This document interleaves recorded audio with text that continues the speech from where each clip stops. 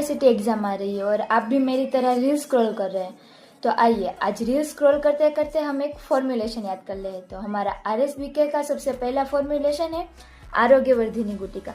तो सबसे पहले इसकी ट्रिक देखते हैं। तो उसमें हमने एक कहानी सोची है कि पीजी थी 2 नंबर की। उसमें क्या था, 3 लड़कियां रहती थी जिसका नाम था शीला, चित्रा और कटुकी। उन तीनों ने क्या किया, तल चबाकर नीम का जूस पी लिया। तो आइए अब हम इसको डिकोड करते हैं। तो हमारा पहला इंग्रेडिएंट पी से है पारद, और जहाँ पारद होगा वहां पर गंधक तो होगा ही। तो दूसरा इंग्रेडिएंट है गंधक, और उसके साथ हमें जी से दूसरा इंग्रेडिएंट याद रखना है गुगुलू। और फिर 3 से हमें याद रखना है त्रिफला, जिसमें होगा आमलकी, बिभितकी और हरितकी। और फिर शिला से याद रखेंगे शिलाजीत, चित्रा से याद रखेंगे चित्रमूल और कटुकी एज इट इज। और फिर तल यानी कि टी, ए और एल। तो टी से हम याद रखेंगे ताम्र, ए से याद रखेंगे अभ्रक और एल से याद रखेंगे लोह।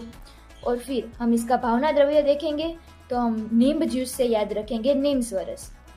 और फिर हम इसके कर्म देखते हैं। तो कर्म में ये आरोग्यवर्धिनी है, तो ये क्या करेगा, हमें आरोग्य देगा। तो कैसे आरोग्य देगा, हमारे मल को शुद्ध करेगा, और जब मल शुद्ध हो जाएगा तो पेट खाली हो जाएगा, तो हमारी शुद्धा कैसी होगी, बढ़ जाएगी।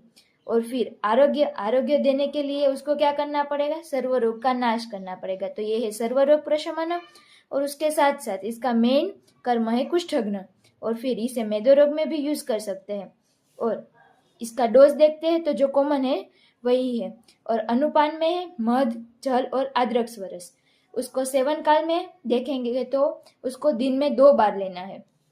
और फिर पथ्य अपथ्य, तो पथ्य अपथ्य में इसे डिसीज के अकॉर्डिंग अलग अलग ले सकते हैं। हमें आरोग्यवर्धिनी में एक खास बात याद रखनी है, उसकी काल मर्यादा। उसमें अलग से दिया हुआ है कि इसे कुष्ठ रोग के अंदर 1 मंडल तक लेना है, यानी कि 48 डेज तक।